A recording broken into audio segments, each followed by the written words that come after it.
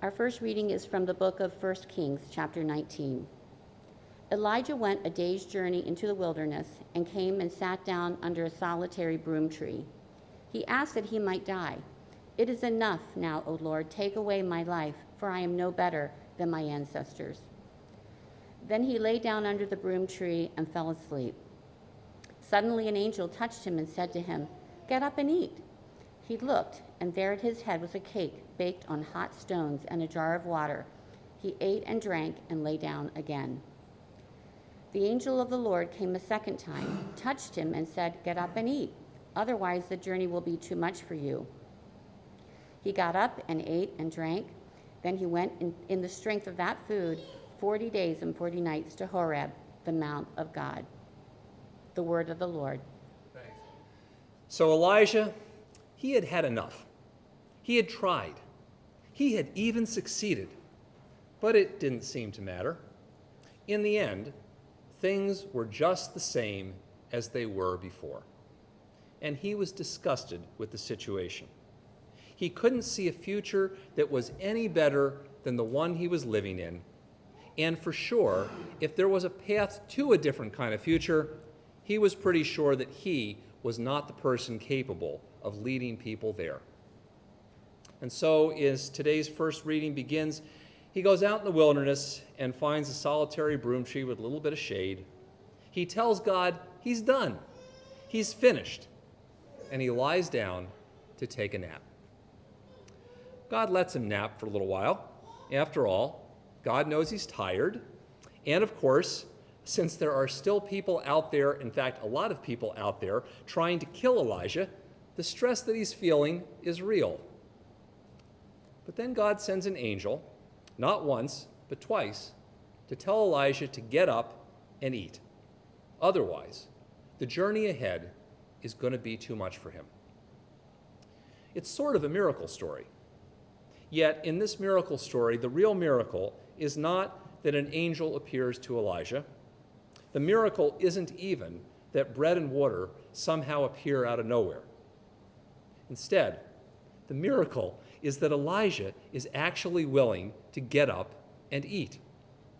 After all, we might have expected that Elijah would respond, "Oh no, I'm not going anywhere. What is this journey you speak of? There is no more journey for me, and I'm done trying to do all this stuff God keeps sending me to do." And yet, he gets up and he eats, not once but twice. And in this story, the simple willingness to get up and eat is the great act of faith. It might not seem like that at first glance, but by willing to sit up and eat something, Elijah takes a step of faith that acknowledges that there is a future that God is calling him towards, even if he can't envision what that future looks like or how it's going to come about.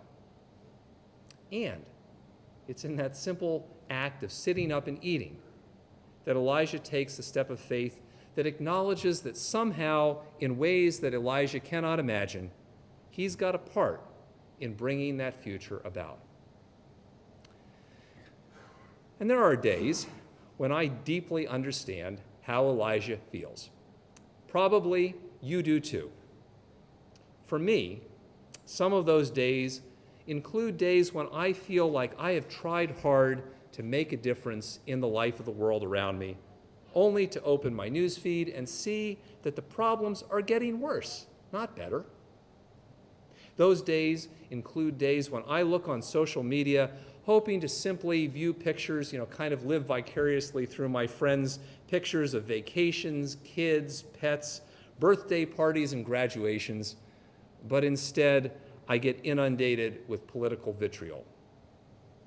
And especially lately, those days include days when, after doing everything I was supposed to do to make COVID go away, I am confronted with the reality that a fair number of people didn't do what they should have, and so now the county has reimposed the indoor mask mandate, and it's starting to feel like deja vu all over again. I just want it to stop. I want to be done with the mess. I want to find a nice little place to lie down and take a nap, and please do not wake me until it's over. That's how I feel some days. I understand Elijah. And yet, like Elijah, God is always calling me, and God is calling you, to continue our journey of faithfully following Jesus no matter what's going on in the world around us. And while we sometimes need a little bit of a nap, it's also true that sometimes the first act of faithful following is a simple thing that doesn't seem like it's that much of a big deal, kind of like getting up and eating. After all, journeys begin with a single step. And just as the next stage of Elijah's journey began with him being willing to get up and eat, sometimes the first act of faithfulness for us is the simple willingness, in spite of the mess and in spite of our disgust with the situations we're in, the simple act of getting up and keeping going, to eat, to go to work, to pay the bills, to help out a neighbor, to be there for a friend. The thing is, in doing those simple things, we open ourselves up, like Elijah, to being people who are willing to look for a new and different reality than the one we're living in right now. It may not be obvious what that new reality will look like, how it'll happen, or when we'll get there.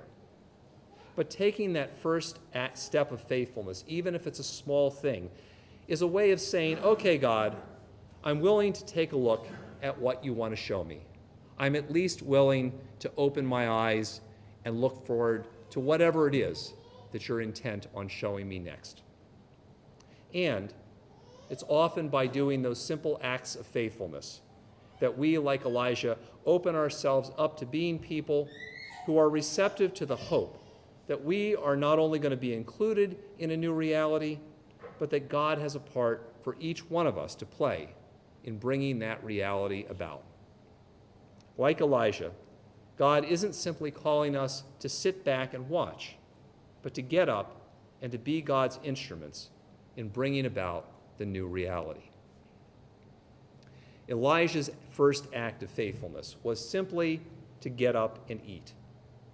After that, he continued his journey on to Horeb, the Mount of God, where, through that still small voice, God outlined the vision and the part that Elijah would play in it.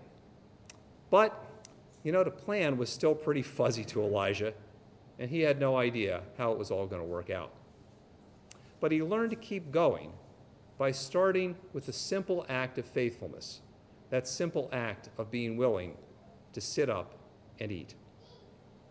And sometimes, for us too, the most important acts of faithfulness are the small things we're willing to do each day in response to God's call in our lives.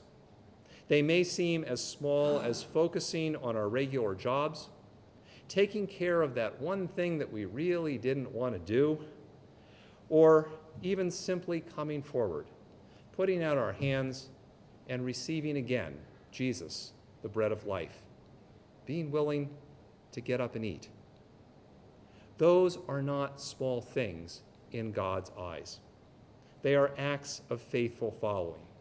They're the first steps on a continuing journey, and they're the steps that help us recognize and live into God's new reality in our lives and in the life of the world around us.